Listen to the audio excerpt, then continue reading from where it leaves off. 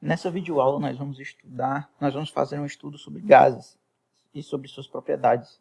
Mais especificamente, nós vamos trabalhar as propriedades dos gases considerados ideais. Os gases possuem três grandezas fundamentais. A primeira delas é a pressão, que é definida como uma força aplicada a uma unidade de área.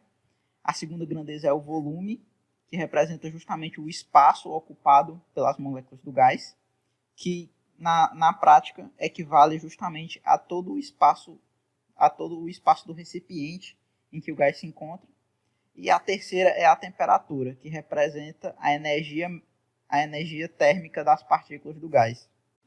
Quando nós estamos falando de um gás ideal, nós estamos fazendo a consideração de que o volume das moléculas do gás é desprezível em relação ao volume total que o gás ocupa e que as suas interações intermoleculares também possuem grandezas desprezíveis. Esse tipo de gás não existe porque as partículas do gás sempre vão ter algum tamanho, vão ocupar sempre algum tamanho no volume do gás total, e também sempre há interações intermoleculares. Porém, quando você está trabalhando com gases a altas temperaturas e baixas pressões, os efeitos do volume das moléculas e das interações intermoleculares começam a ser desprezíveis. Nessa aula, nós vamos trabalhar justamente com esses gases ideais, que eles são mais simples de serem modelados matematicamente, o que vão nos permitir que nós analisemos as propriedades dos gases sem que precisássemos usar fórmulas matemáticas muito sofisticadas. A primeira lei dos gases que nós vamos estudar vai ser a lei de Boyle. Ela foi descoberta pelo inglês Robert Boyle, que ao analisar o comportamento do mesmo gás à mesma temperatura, com pressões e volumes diferentes, ele descobriu que a pressão é inversamente proporcional ao volume. O que quer dizer que se você tem gás com a mesma temperatura em duas situações diferentes, se a pressão é o dobro, se a pressão dobra de uma situação para outra, o volume tem que cair pela metade. Esse tipo de transformação em que o gás está na mesma temperatura é considerado um tipo de transformação isotérmica. E essa daqui é a fórmula que descreve esse tipo de transformação. Então, numa transformação isotérmica, onde a temperatura do gás não muda, P1, V1, que no caso você poderia considerar a situação, o estado inicial do gás, a pressão do gás no início e o volume do gás no início, é igual à pressão do gás no final vezes o volume do gás no final. No caso, nessa questão, nós temos aqui um recipiente com a capacidade de 12 litros, que contém um gás ideal a 2,5 atm de pressão. Aí a pergunta é qual será o valor final da pressão se a temperatura for mantida constante e o volume for reduzido para 9 litros. Como a temperatura foi mantida constante, isso daqui vai ser uma transformação isotérmica, o que significa que a fórmula que nós vamos utilizar para calcular isso daqui vai ser a fórmula da transformação isotérmica, que é P1V1 é igual a P2V2. A pressão inicial é 2,5 atm, o volume inicial é 12 litros, a pressão final é o que nós queremos descobrir e o volume final é 9 litros. Se você simplesmente passar o 9 litros para cá dividindo, você vai encontrar que a pressão final vai ser 3,33 atmosferas. A segunda lei dos gases que nós vamos estudar na aula de hoje vai ser a lei de Charles, que trabalha justamente a situação onde um gás está sob pressão constante e ocorre a variação do seu volume e a temperatura. Quando ocorre essa transformação de estado de um gás onde a pressão não varia, quando a pressão é constante, o nome desse tipo de transformação é a transformação isobárica.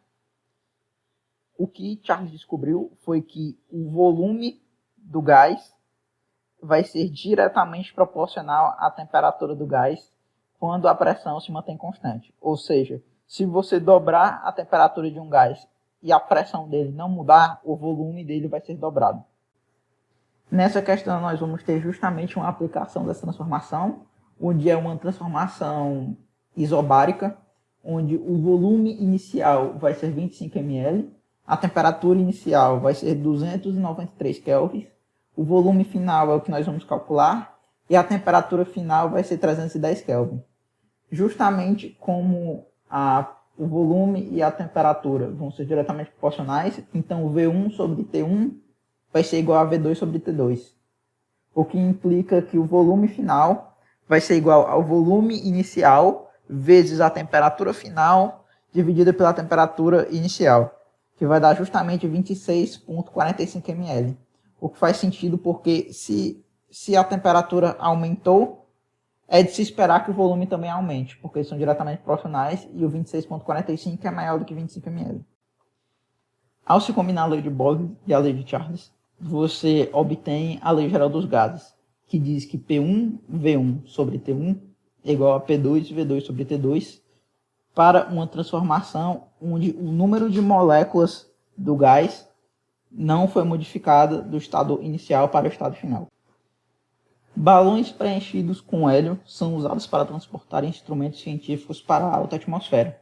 Suponha que um balão seja lançado quando a temperatura for de 22,5 graus Celsius, que é justamente T1, que é 295,7 Kelvin, a pressão barométrica 754 mm de mercúrio, que é a P1.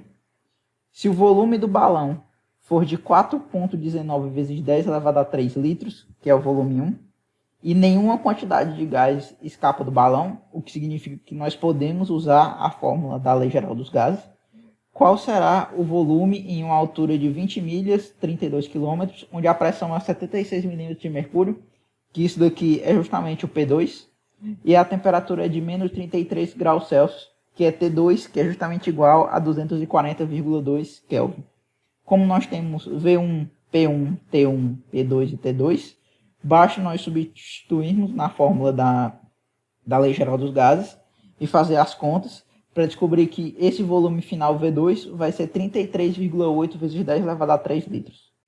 A hipótese de Avogadro diz que para volumes iguais de gases sobre as mesmas condições de temperatura e pressão apresentam um número igual de partículas, o que significa que o volume de um gás ele é diretamente proporcional ao número de partículas que está desse gás. Seja uma molécula, como se você for pegar, por exemplo, o CO2, quanto um átomo, se você estiver olhando, no caso, para hélio. Então, o número de partículas vai ser diretamente proporcional ao volume do gás. Combinando todas as leis que nós discutimos até agora em uma única só, nós obtemos a lei do gás ideal, que é PV igual a nRT, onde P é a pressão, V é o volume, N é o número de mols, R é a constante de proporcionalidade e T é a temperatura do gás em Kelvin. O gás nitrogênio em um airbag automotivo, com volume de 65 litros, exerce uma pressão de 822 mm de mercúrio a 25 graus Celsius. Qual é a quantidade de gás N2 em mols no airbag? Primeiramente, o volume desse gás vai ser 65 ml. A pressão vai ser 829 mm de mercúrio. A temperatura vai ser 298 Kelvin. E o R, no caso, é 0,082 em litro ATM por Kelvin mol. Então, olhando para a constante, nós temos que a pressão está em ATM, não em milímetros de mercúrio, nós temos que converter a pressão de milímetros de mercúrio para ATM para nós podermos usar esse R. Então, para transformar de milímetros de mercúrio para ATM, basta nós dividirmos esse número aqui por 760, o que significa que a pressão 829 milímetros de mercúrio é equivalente a 1,09 atm. Substituindo os valores na equação dos gases ideais, PV igual a nRT, então P, que é 1,09, V, que é 65, N, o R, que é 0,082, e o T é 298, o que implica que o N vai ser 2,9 mols.